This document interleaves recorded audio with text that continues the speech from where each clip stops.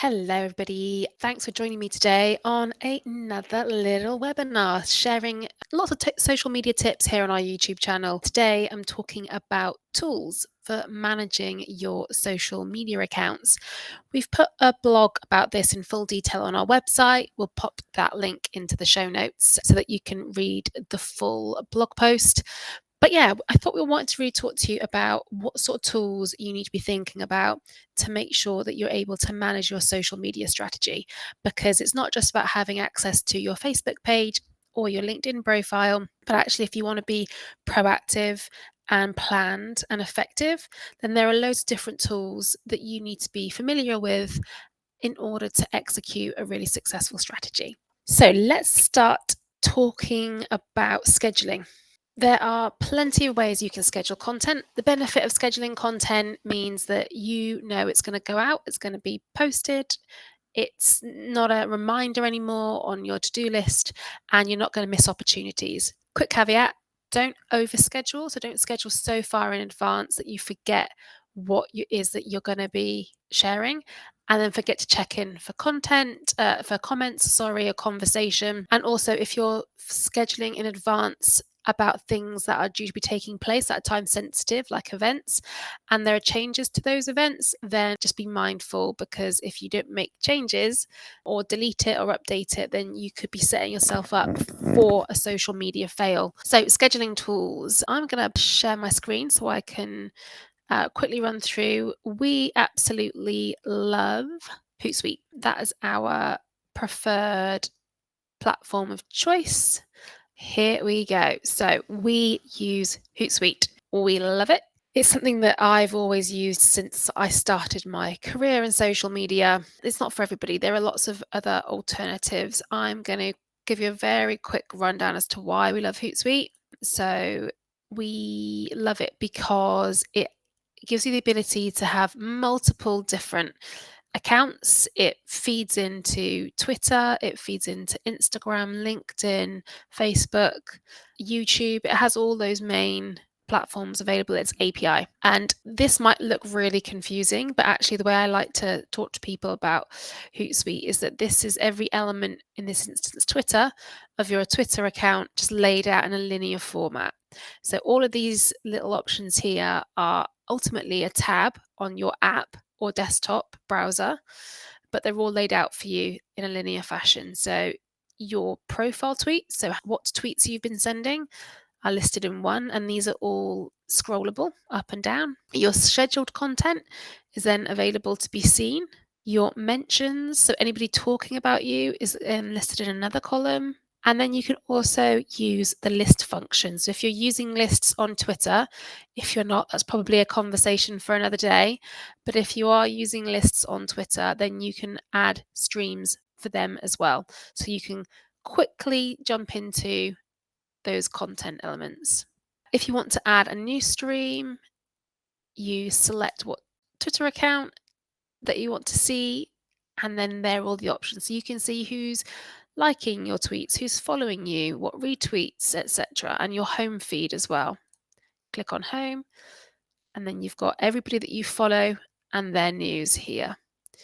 These are all interchangeable, and you can drag and drop these as well, so that you can actually set up your view in a way that's relevant to you and that makes sense to you. So I always have my tweets that I've sent and what we've got coming up, then who's talking to us, and then the other content. Really straight and simple way to schedule. You click on the little pen icon, you select where you want to post to, and then you start feeding in your content, etc. What's great about Hootsuite is that you can select all these multiple different channels, and then you can see them all listed here. You've got the initial content, and then you can start to adapt it for each platform. And then you'll notice in the right-hand side, it starts to give you a visual preview of what it looks like. So that actually is a real time saver. So yeah, we like HootSuite. There is also a really great tool that I have been using with some bigger clients at the moment, called Planable. It's another scheduling tool, but it's not just a scheduling tool. It's also I guess it's like a workflow management software, which is what I really like about it. So we've got a couple of clients who previously we were sending the copy and the visuals in an email as attachments and documents for them to get a heads up on terms of what it is that we're sharing over the coming month. But now using Planable, we can upload that information directly to a site that will publish the content as well for us.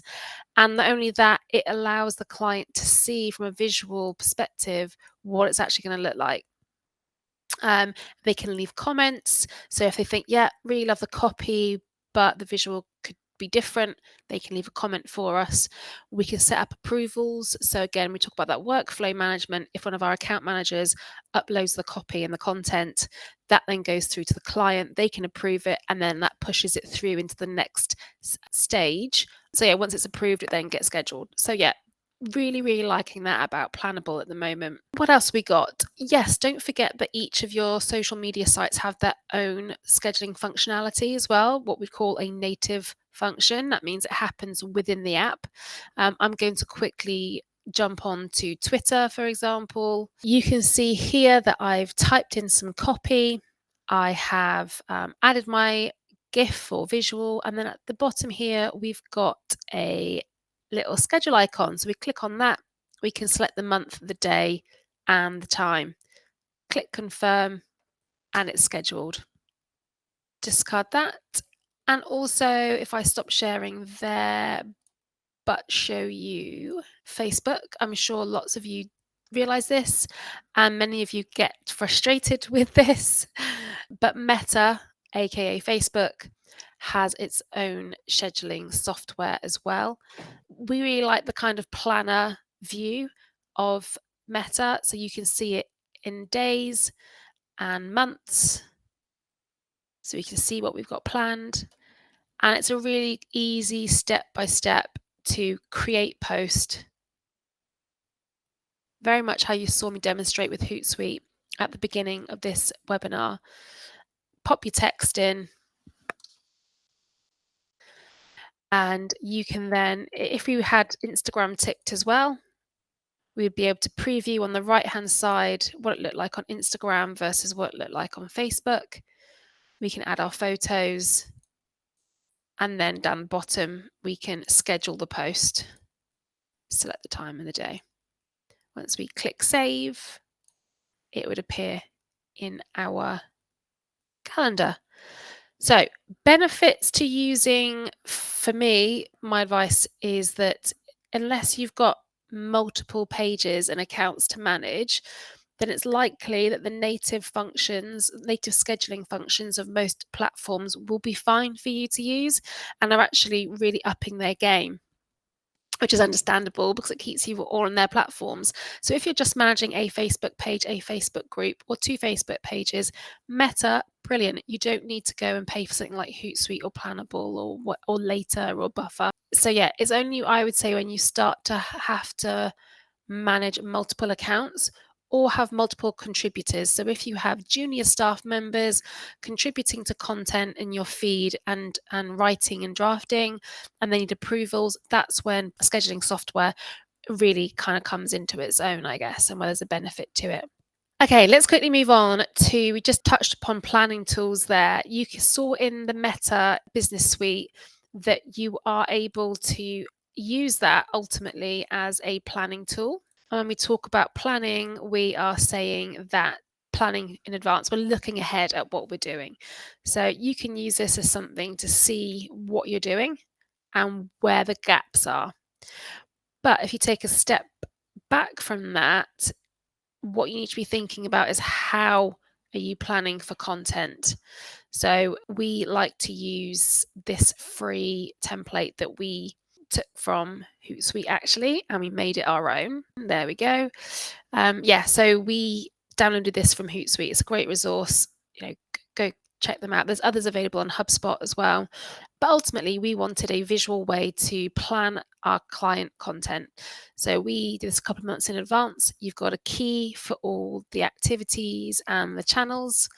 You've got the month, you've got your days, etc. This then allows you to plot out, let's say Twitter, we're going to be posting on Twitter here, here, here, here, and here, maybe there as well, and there.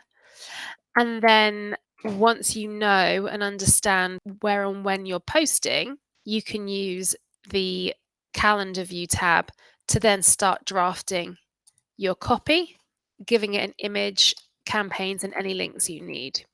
I also really like the repository tab that they provided here. Again, this is a really great way for you to be entirely planned, and depending on how your team is arranged or whether it's just you, this is still very useful. If we've come across articles or updates, we will save them in a folder, but then title everything, add the links, any interesting snippets, and when it expires, so when it's relevant to.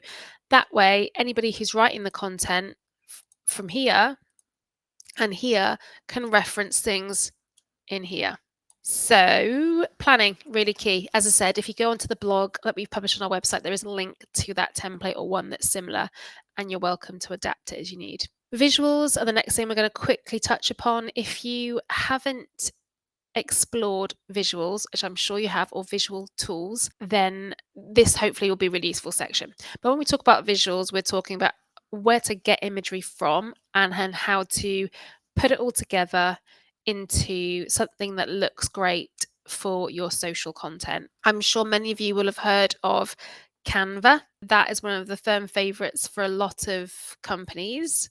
I'll quickly share in the screen now. Canva, what word of warning, this is wonderful, but you can get lost in the sea of potential. There is so much here. It's unreal. You can have a free version, you can have paid version which unlocks better templates and visuals, but you know, it's great that they have all these. They ask you, what do you want to design today? Websites, print products, social media, whiteboards, whatever it is. If you click on social media here, it then provides you some popular choices. So a Facebook post, an Instagram story, and the list goes on a TikTok video, YouTube thumbnail. That, I mean, they have it all. It's really a fantastic tool for you to familiarize yourself with. Let's take this one, LinkedIn background photo. If we click on it, so it takes you to a new tab and it has the design and the shape already there. But on the left-hand side, it has some templates already for you. So this one looks great. We are hiring. Just one simple click and it pops it into your main area of work.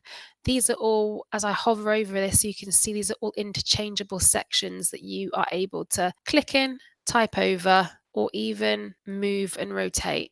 So you can start to adjust the design that's to suit your brand, and you can even change the colors. And this is more than Naturally Social's colors, etc. It's so super easy. That's why it's so appealing to many. Again, what I would say is if you're not a creative person naturally, visually speaking, have a look through the templates, find one that you feel resonates with you most to get the job done, i.e., we want to advertise that we're hiring. I want to do it on LinkedIn. Bam, that's good enough. Otherwise, you can start to play, speaking from experience, before you know it, you've messed around with loads of different stuff and it's far from the design that you wanted and you don't like it. And then the next thing you know, you've lost an hour of your time.